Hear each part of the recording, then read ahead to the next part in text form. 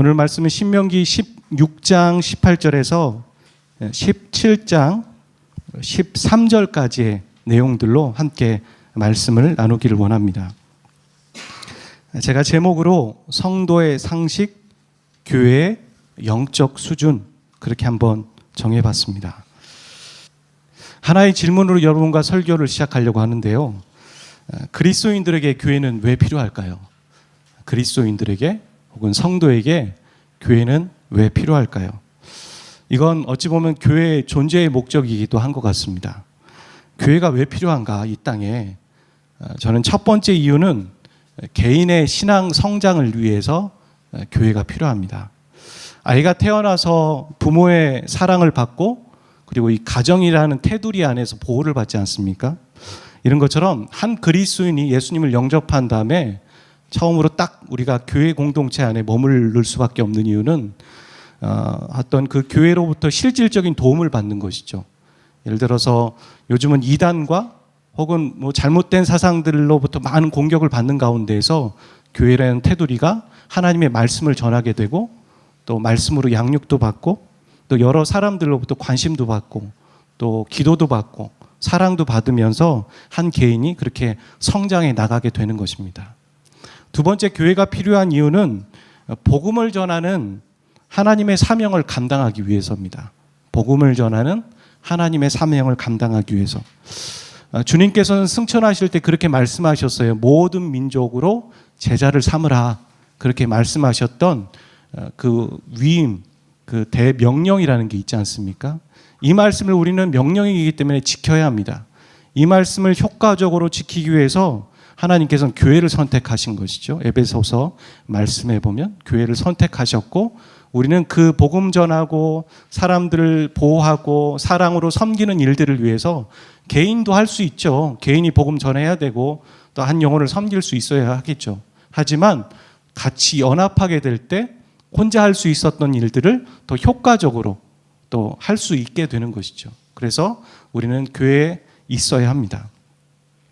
교회가 연합하여서 효과적으로 복음도 전하고 또 사람도 양육하고 또 새가족도 맞이하고 또 그분들을 위해서 식사도 준비하고 또 교제도 하고 이런 일을 위해서 교회가 해야 할 일 중에 하나는 조직이 필요하다는 것이죠. 그렇지 않습니까? 뭐 아무나 오는데 그냥 주먹구구식으로 이렇게 사람들을 섬기는 것이 아니라 어떻게 하면 그들을 필요한 사람들에게 효과적으로 또 섬김을 할 것인가, 이런 것들을 위해서는 조직이 필요해서 또 음식을 준비하는 분이 계시고 또 사람들을 맞이하는 분도 계시고 또 재정을 지출하시는 분도 계시고 또 회의하시는 분도 계시고 이렇게 각각의 교회는 조직이 필요한 것입니다. 오늘 본문에 보면 신명기 16장부터 18절, 16장 18절부터 길게 18장 22절까지는 이 가나안에 들어가는 이스라엘 백성들이 갖춰야 하는 조직이 나와 있습니다. 그리고 그 조직의 수장이 되는 리더들이 가져야 할 자질들도 조금씩 이렇게 나와 있고 소개되어 있습니다. 보시게 되면 이 사법부에 해당되는 재판관이 오늘 본문에 나오고 있고요. 그 다음에 행정부에 해당되는 왕이 지금 나오고 있고 17장 후반부에 나오게 있죠. 그 다음에 입법부로 생각해 볼 수 있겠죠. 하나님의 말씀을 이렇게 듣고 전하는 사람들이니까 결국엔 그게 법이 되지 않습니까? 법을 제정하는 사람, 그들이 법을 제정하는 건 아니지만 입법부라고 생각해 볼 수 있는 제사장과 레위인과 선지자들까지 이렇게 16장 18절부터 18장 22절은 그런 조직과 조직의 수장들에 대한 내용들이 나오게 됩니다. 그 중에 오늘 16장 18절부터 17장 13절까지 나와 있는 재판관의 모습 그리고 재판관의 자질에 대해서 좀 저와 여러분이 살펴보려고 합니다. 재판관을 살펴보는 것은 나름의 의미가 좀 있습니다. 분명히 어떤 나라가요, 어떤 나라나 사회나 범죄와 불의는 항상 존재하겠죠. 아무리 선진국이라 할지라도 아무리 양심이 있고 깨끗한 나라라 할지라도 항상 불법은 있고 범죄는 있는 것이죠. 하지만 이런 잘못된 것을 바로잡는 조직이 존재할 때 사람들은 어떤 생각이 드냐면요, 와, 이 사회에 소망이 있어.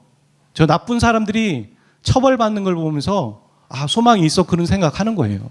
근데 나쁜 사람들이 법 위에 이렇게 군림하게 될 때, 와, 사람들은 절망하는 거죠. 그렇지 않습니까? 우리도 뭐 최근에 그런 것들을 나라에서 경험하게 되었던 것처럼 사람들은 소망을 갖기도 하고 그런 조직 때문에 절망을 갖기도 하는 것이죠. 사회에 그런 역할을 하는 조직이 있는데 그건 바로 사법부입니다. 법을 집행하는 것. 법을 세운 것뿐만 아니라 그 법을 어떻게 공의롭게, 정의롭게, 솔직하게, 정직하게 법을 집행하느냐, 그걸 보고 사람들은 소망을 갖게 되는 것이죠. 사법부가 이 사회에 그런 소망을 주는 역할을 한다면 성경적으로 봤을 때 이 세상에 소망을 주는 존재는 누구일까요? 바로 교회가 되는 것이죠. 그리고 하나님의 사람이 그런 역할을 하는 것이라고 분명히 우리는 성경에 나와 있습니다. 그래서 하나님이 재판관에게 요구하시는 이 명령들은 말이죠, 이 세상에 소망이 되어줘야 할 교회와 성도들에게 하시는 말씀, 그리고 그 기준이 된다는 것이죠. 그래서 제가 오늘 제목을 성도의 기준, 그리고 교회의 수준이다, 영적 수준이다, 그렇게 한번 제목을 정해봤습니다. 교회의 영적 수준, 성도의 자질, 기준, 그건 무엇일까요? 첫 번째 나오는 것을 좀 살펴보면 19절에 나와 있습니다. 한번 같이 읽어보도록 하겠습니다. 시작.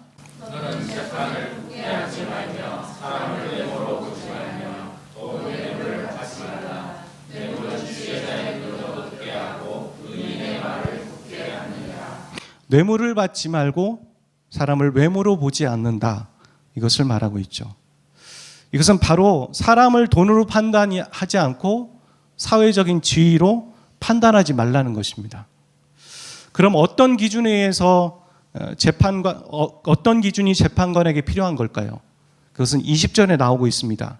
너는 마땅히 공의만을 따르라. 이 말이 무엇일까요? 공의를 따른다라는 거. 그건 바로 하나님의 말씀을 따르고 하나님의 뜻을 따라서 판단하고 재판하라라는 것이죠. 오래전에 침례교인들을 부르는 말이 있었습니다.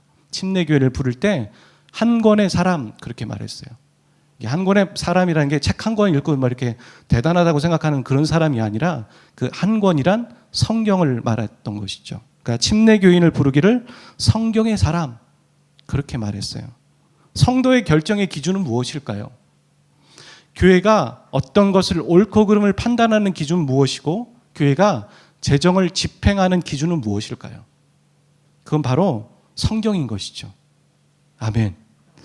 그래서 성도는 성경을 가까이 하는 사람입니다. 왜냐하면 성경을 모르면 기준이 없으니까 자기의 옳은 소견대로 하는 사람이 될 수밖에 없는 것이죠. 세상에 가장 무서운 사람이 그런 사람인 것 같아요. 자기에게 기준이 있는데 그 기준과 상관없이 막 하는 사람. 하나님의 뜻과 삶을 생활에 반영하기 위해서 우리는 성경을 알아야 되고 성경을 배워야 되고 매일매일 묵상해 가야 되는 것이죠.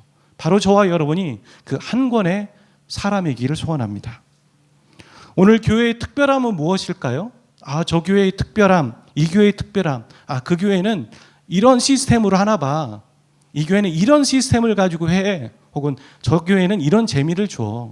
저 교회는 이런 안락함이 있어. 물론 오늘날 교회, 현대인들의 교회 선택의 이유가 바로 거기에 있긴 하죠. 하지만 잘 생각해 봐야 됩니다.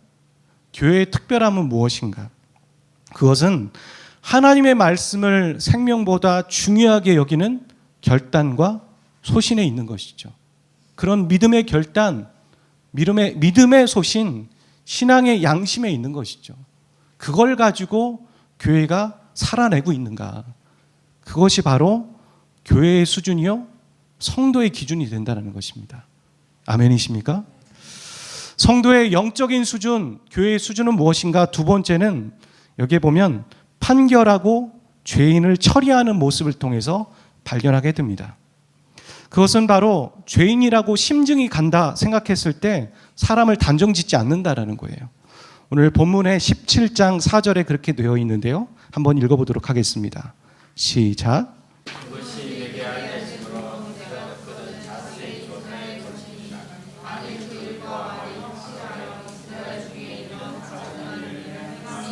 네, 어떤 일들에 심증이 있는 거예요. 어떤 사람이 잘못한 것이죠. 그걸 보고 우리는 보통 심증이 있기 때문에 단정 지어버릴 때가 많지 않습니까?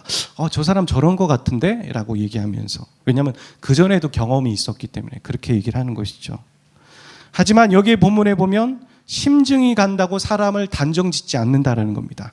정확한 증거나 물증이 있을 때에만 죄인으로 처리한다는 것이죠. 오늘날 사회법에도 보면 그런 거 있잖아요. 무죄 추정의 원칙이라는 거. 처음에 심증이 간다고 해서 그 사람을 죄인 취급하진 않아요. 끝까지. 그리고 결론적으로 물증이 있을 때, 증거가 있을 때 비로소 그때 저 사람은 죄인이야 말한다라는 게 사회법이라는 거죠. 여러분, 이 사회법을 이 2000년 전, 3000년 전에 이미 성경에서 말하고 있다는 거예요. 놀랍지 않습니까? 오늘날도 삼권 분립이라는 거, 입법부, 사법부, 행정부라는 게 어떤 정말 민주화 시대에 이렇게 생기기 시작하였는데 이것이 이미 그 전에 있었다라는 것이죠. 이런 법들이. 여기에 보면 그렇게 심증이 간다고 해서 단정 짓지 않고 물증이 있을 때만 죄인 처리하는 것인데, 또한 죽여야 하는 상황이 있을 때, 그러니까 그 사람이 물증이 있어서 죽여야 하는 상황이 올 때 여기에 보면 참 인격적이고 참 바람직한 모습이 나오고 있어요. 6절에 그렇게 나와 있는데 한번 읽어보도록 하겠습니다. 시작.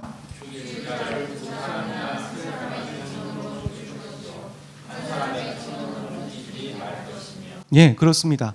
한 사람의 증언으로는 죽이지 말라는 겁니다. 왜 그럴까요? 왜 이렇게 하라고 말씀하셨을까요? 한 사람이 속으로 앙심을 품고 물증을 끄집어내는 겁니다. 모함할 수 있잖아요. 억울한 죽음이 있을 수 있다는 걸 막는 거예요. 그리고 그 증인된 사람이 먼저 돌로 쳐서 죽여야 했다는 것이죠. 생각해 보세요. 우리가 어떤 사람을 억울하게 죽이려고 하는데 네가 먼저 돌로 쳐서 죽여, 이렇게 했을 때 쉽게 돌을 들 수 없을 거예요. 양심적으로 가책이 드는 거니까. 그렇게 여러 가지 방법으로 계속 억울한 죽음과 누명 쓰는 죽음을 막고 있다라는 것이죠. 그런 장치를 걸고 있는 것이죠. 여러분, 이 정신이 이어지는 것이 신약 성경에 보면 마태복음 18장에 나오죠. 그렇지 않습니까? 어떤 사람이 잘못이 있을 때 그 사람에게 먼저는 조용히 찾아가서 화해를 요청하고, 그게 안 됐을 때 한 사람 장로를 데리고 가서 화해를 하고, 또 안 되면 어떡합니까? 교회에게 말해서 그 사람에게 말해서 돌이키라고, 죄를 돌이키라고 말했을 때 또 그 사람이 돌이키지 않으면 이제 출교시켜라, 이런 제도가 있는 것이죠. 여러분, 그 제도가 왜 있을까요? 사람을 축출해서 사람을 이렇게 좀 단죄하고 정죄하고 그렇게 하려고, 매장시키려고 있을까요? 신약 성경에 있는 그 제도는 3번에 걸쳐서 그렇게 함으로 그 사람에게 기회를 주기 위한 거예요. 하나님의 법은 어떻게 하면 사람을 살릴까? 어떻게 하면 그 사람에게 기회를 줄까? 어떻게 하면 그 사람을 회복시킬까에 있는 것이 초점이지, 그걸 통해서 사람을 죽이고 매장시키고 끝내버리려고 하는 것이 목적에 있지 않다라는 것입니다. 우리는 그러죠. 어떤 사람을 매장시키고 끝내려고 그 법을 사용하는 사람들이 참 많죠. 법 위에 군림하고 법이 있잖아 라고 하면서 이용하고 악용하려는 사람들이 있는데, 법은 최소한의 장치인 것처럼 하나님의 율법은 영혼을 살리는 일들 가운데 초점이 맞춰 있다는 겁니다. 오늘날 교회의 수준과 그리스도인의 성도들의 수준은 바로 무엇일까요? 저 사람은 그리스도이냐? 와, 그리스도인으로서의 수준이 있는데 라고 얘기하는 그 두 번째 기준은 무엇이냐면, 억울하고 상처받는 한 영혼을 그가 어떻게 보호하고 돕고 있느냐이죠. 그렇지 않습니까? 그 영혼을 어떻게 살려내고 있는가, 그 영혼을 어떻게 챙기고 있는가, 그것이 성도의 수준이요, 그것이 교회의 수준이라는 겁니다. 여러분, 병원이 저 병원 정말 잘합니다, 저 병원 정말 용해요, 이렇게 소문나는 방법은 뭐예요? 시설이 좋아서가 아니에요. 그렇죠? 병원의 본질은 무엇일까요? 죽어가는 사람을 살릴 때예요. 그리고 그 아픈 사람을 고칠 때, 그것이 병원의 본질이고 병원이 소문나는 방법이죠. 그렇다면 교회는 무엇일까요? 교회의 본질은 무엇일까요? 교회는 똑같습니다. 죽은 영혼을 살릴 때, 죽어가는 영혼이 아니라 죽은 영혼도 살릴 수 있죠, 교회는. 그리고 죽어가는 영혼을 살리고 회복시킬 때 그 교회는 영적인 수준이 있는데 저 사람, 저 성도, 수준이 있는데 그렇게 말하는 것입니다. 여러분, 사람들이 많아서 챙기지 못하는 것이 아니에요. 그렇죠? 사람들이 많더라도 얼마든지 한 영혼에 대한 관심이 있다면 그 영혼을 챙길 수 있는 것이죠. 제가 아는 분이 큰 교회 서울에 등록하고 교회를 다녔는데 초신자로 처음 다니는 거죠. 근데 그 많은 교회에서 그 많은 성도들이 있는데, 큰 교회니까 성도들이 있는데 어떤 분이 찾아와서 처음 오셨죠? 이렇게 말하더라는 말입니다. 관심을 가졌다는 거예요. 그게 어떻게 가능할까요? 적은 무리라면 누가 왔는지 금방 알 수 있잖아요. 근데 그 많은 교회에 처음 온 사람이 한두 명이겠어요? 그냥 온 사람이 한두 명이 있어요? 그런데 와서는 처음 오셨죠? 이렇게 안내하고 챙기더라는 것이죠. 저는 그걸 보고 감동을 받았습니다. 사람이 많다고 해서 사람을 못 챙기는 게 아니겠구나. 한 영혼에 대한 관심이 있으면 어떤 방법을 통해서라도 그렇게 할 수 있는 거구나.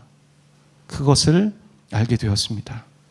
이 땅의 교회와 이 땅의 성도들의 정말 기준이 되고 수준이 되고 정말 관심을 가져야 될 것은 무엇인가? 그것은 바로 한 영혼입니다.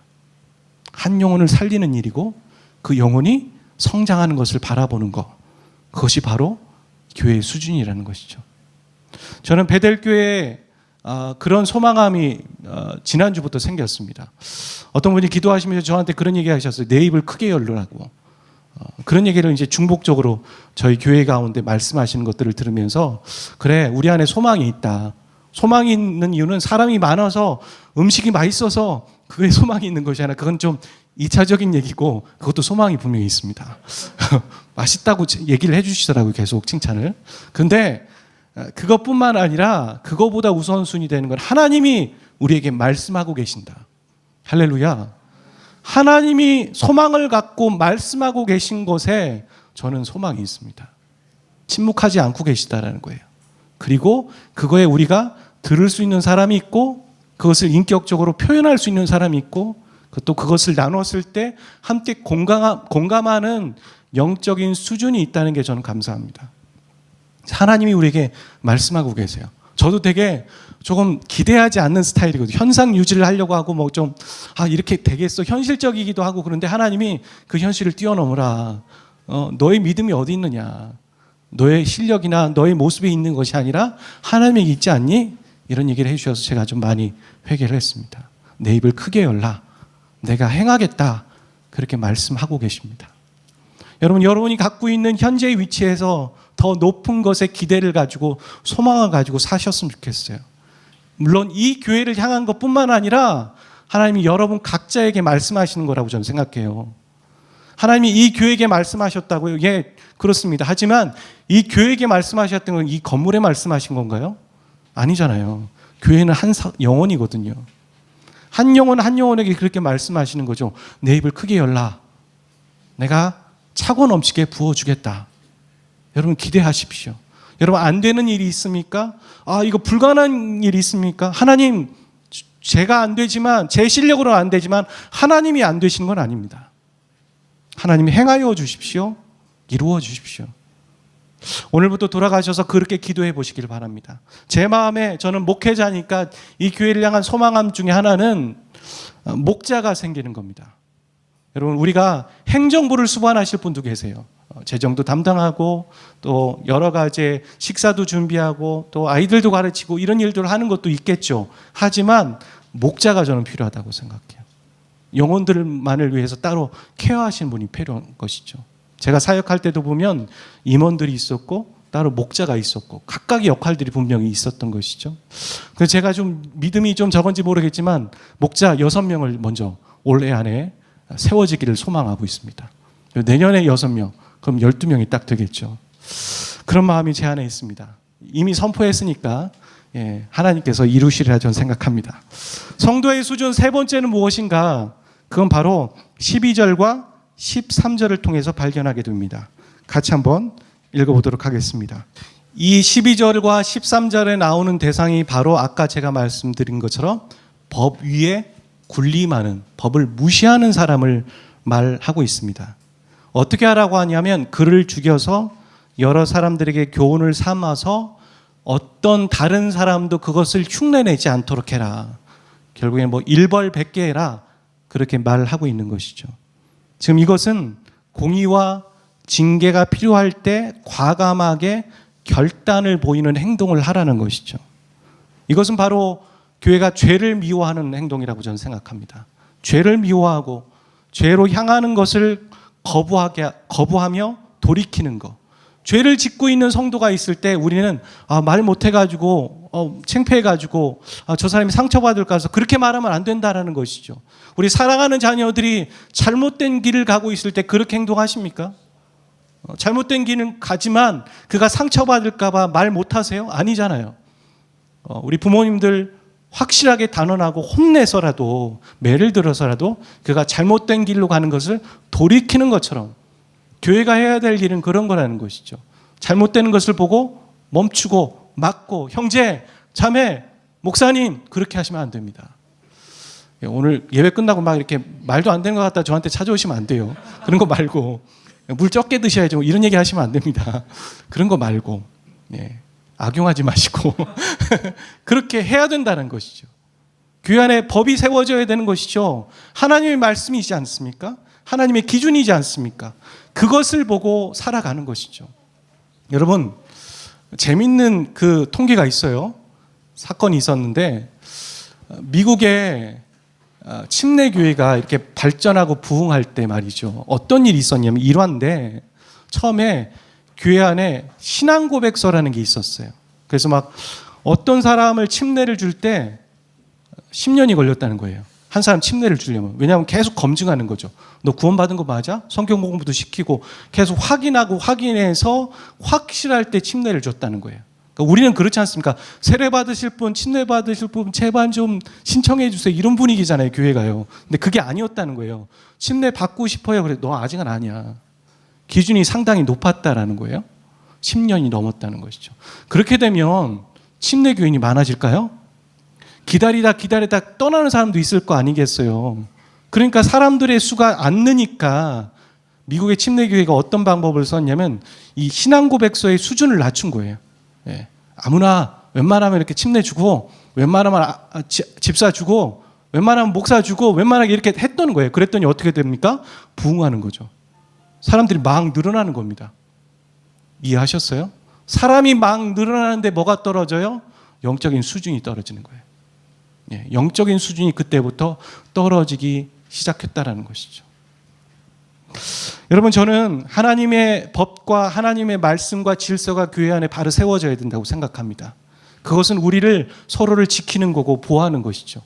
어떤 이단이 어떤 거짓 복음을 여기 들고 왔을 때 우리는 단호하게 나가십시오. 단죄하고 출교시켜야 돼요.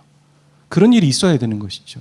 그래서 제 경험으로 보면 교회 안에 저기에서는 공의를 세워야 되는데 어떤 때 은혜를 베풀고요. 어떤 때는 은혜를 베풀어야 되는데 공의를 베푸는 모습을 보면 참 안타까웠습니다. 우리는 공의를 베풀어야 될 때와 사랑과 은혜를 베풀어야 될 때를 분명히 구분할 수 있어야 하는 것이죠. 분명히 이 법 위에 군림하게 될 때, 하나님의 말씀을 무시하는 사람들이 생기게 될 때 우리는 분명히 멈추고 그것을 지적할 수 있어야 되고 어찌 보면 결단을 해야 될 때가 있다라는 것입니다. 이것이 바로 상식이라는 것이죠. 여러분, 이 세 가지 기준 어떻습니까? 대단하십니까? 성경은 이것이 상식이라고 말하고 있습니다. 저는 이것이 상식이 되는 교회가 되었으면 좋겠어요. 베델교회가. 와, 저 교회 대단한데? 저 성도들 참 대단한데? 아니요, 당연한 겁니다. 기본이 되었으면 좋겠어요. 이것이 기본이 되어서 잃어버린 영혼들을 구하고 세상을 회복시키고 치유하는 일들을 우리가 감당했으면 좋겠다는 것이죠. 이것이 대단하다면, 이것이 놀라운 일이라면 우리는 아무 일도 할 수 없을 거예요. 왜냐하면 우리가 이것이 대단하다고 생각하기 때문에 우리 자신을 챙기는 일에 급급하게 될 것이기 때문이죠. 이것은 기본이라는 것이죠. 우리가 천국에 갔을 때 하나님께서 그렇게 말씀하실 거예요. 사랑하는 아들아, 사랑하는 딸아, 네가 성도가 되어 교회가 되어 이 귀한 일을 했구나. 그렇게 우리에게 말씀하실 때 우리가 해야 할 일은 그렇죠. 제가 좀 대단한 일을 했어요. 참 고생했지요가 아니라 주님, 주께서 저를 위해 목숨 버리시고 희생하시고 저를 사랑해 주셨는데 제가 마땅한 일을 했습니다. 제가 종으로서 주인에게 마땅한 일을 하였기에 저는 아무것도 드릴 게 없습니다. 받을 게 없습니다. 주께서 저에게 주시는 면류관을 다시 내어드립니다. 요한계시록에 보면 그런 얘기가 나오죠. 장로들이 면류관을 썼는데 그 장로들이 그 면류관을 주께 다시 한번 드리면서 제가 받을 게 없습니다. 저는 무익한 종입니다. 제가 마땅히 해야 할 일을 했습니다. 라고 말하게 된다는 것이죠. 사랑하는 저 여러분, 우리가 뭔가 좀 착각하고 있지 않은가 생각해 보게 됩니다. 하나님 옆에 뭔가 대단한 일들을 우리가 하고 있다는 것이죠. 하나님은 이미 우리에게 대단한 일을 하셨습니다. 자기 아들을 주시면서 우리를 사랑하셨고 용서하셨고 구원하셨습니다. 그렇다면 우리가 해야 할 일은 무엇일까요? 그 사랑과 용서가 크다면 우리도 또 다른 영혼들을 구원하는 일을 하는 것입니다. 그리고 우리가 그리스도인으로서 교회로서 바르게 살아내는 것입니다. 우리가 바로 서 있을 때 사람들은 우리를 궁금해할 겁니다. 바로 살아내고 있을 때 사람들은 저기 뭔가 특별한 것이 있는데 말하게 될 것입니다. 궁금해하기 시작할 것입니다. 여러분, 사람들을 찾아내는 것이 아니라 우리가 바로 서 있어야 합니다. 하나님의 말씀 앞에서. 여러분, 이 말씀의 기준들이 기본이 되고 상식이 되는 저와 여러분 되시기를 주의 이름으로 축원드립니다.